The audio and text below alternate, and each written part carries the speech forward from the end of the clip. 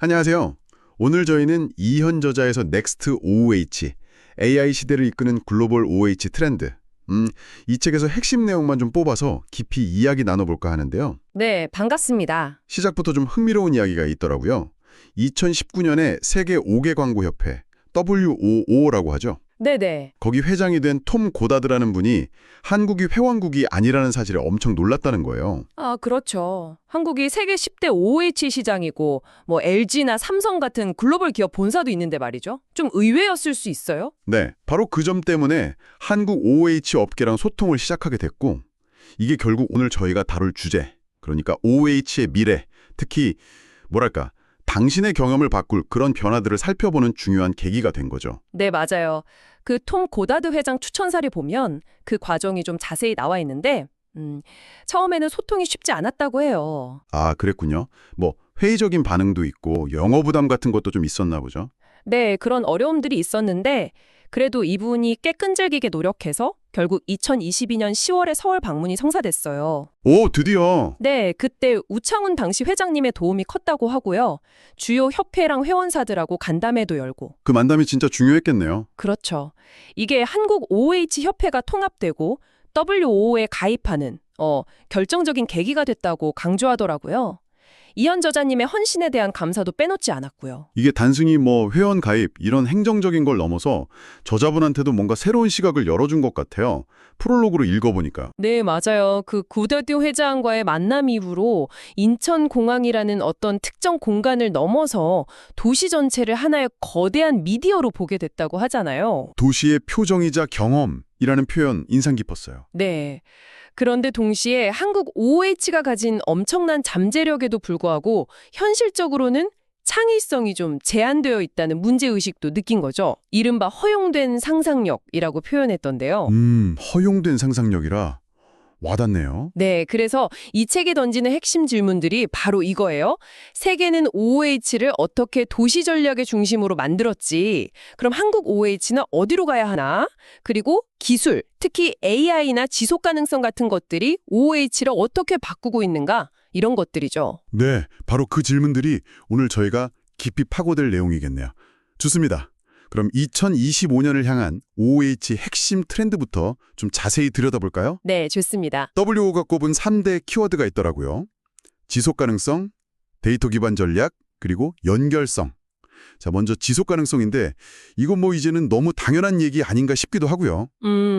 당연하지만 이제는 단순한 구호가 아니라 생존과 직결된 윤리적인 전환으로 봐야 해요. 윤리적 전환이요? 네, 그냥 환경 보호하자 이게 아니라 실제적인 변화들이 따르고 있다는 거죠. 예를 들면 파리에서는 전력을 자동으로 조절하는 광고 패널을 쓴다거나 런던은 아예 탄소 중립을 목표로 하고 있고요. 아, 도시 차원에서 움직이는군요. 네, 기업들도 마찬가지예요. 스웨덴 클리어 채널 같은 경우는 이끼를 활용한 벽면 광고를 하고 JC데코는 ESG 2030 전략이라고 해서 구체적인 탄소 감축 목표를 세웠고요. 오, 이끼벽면 광고는 좀 신기한데요. 그렇죠. 또 펠릭스 모빌은 나무 심기 캠페인을 하거나 업사이클링 소재를 쓰고 스마트 미디어 그룹은 아예 100% 재생에너지를 사용하고요. 다 실천적인 움직임들이죠. 확실히 소비자들이 이제는 브랜드의 어떤 사회적 책임 이런 걸 중요하게 보니까 당신에게도 이런 변화가 그냥 남의 일이 아니겠네요. 네, 중요하죠. 자, 그럼 두 번째 키워드, 데이터 기반 전략. 이건 이제 OH가 예전처럼 그냥 감으로 하는 게 아니라 과학의 영역으로 들어섰다. 이런 이야기죠. 정확합니다. 핵심은 이거예요. 측정이 가능한 미디어로 진화했다는 거. 측정 가능성. 네, 2022년에 WOO에서 글로벌 OH 오디언스 측정 가이드라인이라는 걸 발표했는데 이게 아주 중요한 이정표가 됐어요. 어떤 내용인데요? 특히 디지털 OH, 그러니까 DOH 시대에 맞춰서요.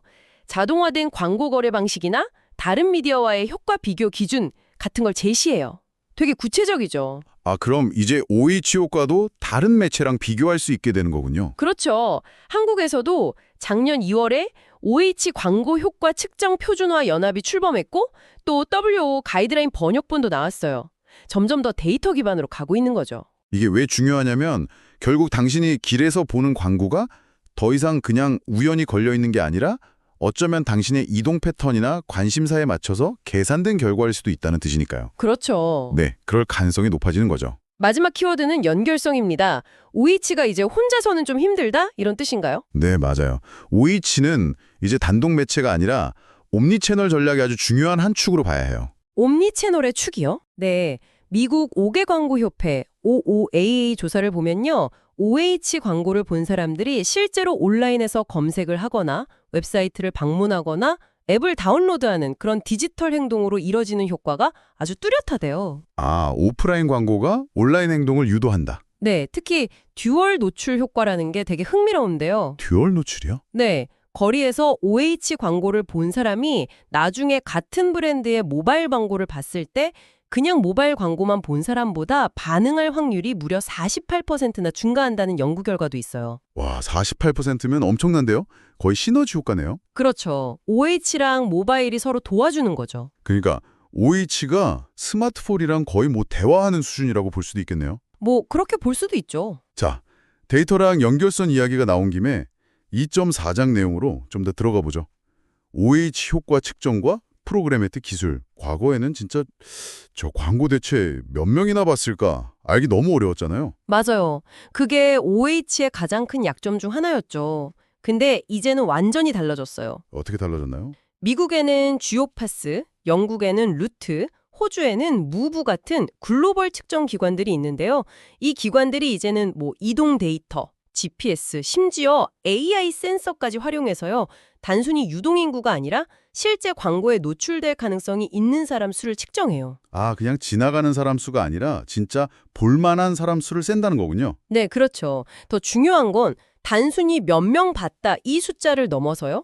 캠페인이 실제로 어떤 영향을 미쳤는지 보여주는 사람 중심 오디언스 지표로 나아가고 있다는 점이에요. 사람 중심 지표요? 네.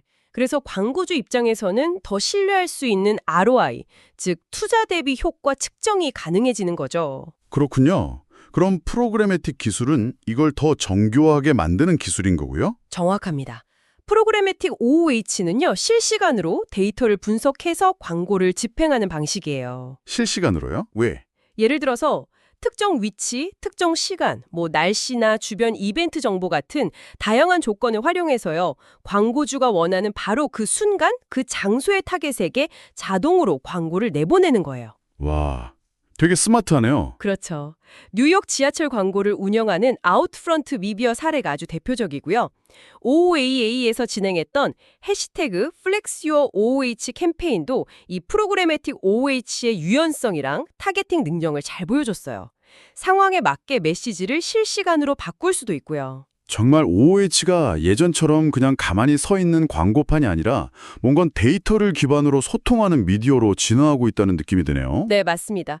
일방적인 노출을 넘어서 상호작용까지 가능한 미디어로 가고 있는 거죠. 정말 빠르게 변화하고 있네요. 자, 오늘 이야기를 좀 정리해보면 OOH는 이제 환경을 생각하고 즉 지속 가능성을 갖추고 또 데이터를 기반으로 점점 똑똑해지고 네, 데이터 기반 전략, 그리고 다른 기기나 매체와 연결되면서 시너지를 내고 연결성이죠. 마지막으로 그 효과를 아주 명확하게 측정하고 심지어 프로그래매틱 기술로 실시간 집행까지 가능해지는 그런 미디어로 거듭나고 있다는 거네요. 네, 맞습니다. 완전히 새로운 국면으로 접어들고 있다고 봐야죠. 결국 이 모든 변화가 의미하는 건 앞으로 당신이 도시 공간에서 브랜드를 경험하는 방식 자체가 근본적으로 달라질 거라는 거겠죠? 그렇죠. 마지막으로 이런 질문을 한번 던져보고 싶어요. 네, 어떤 질문인가요? OOH가 이렇게 데이터와 기술을 통해서 점점 더 개인에게 맞춰진 메시지를 전달하게 될 텐데요.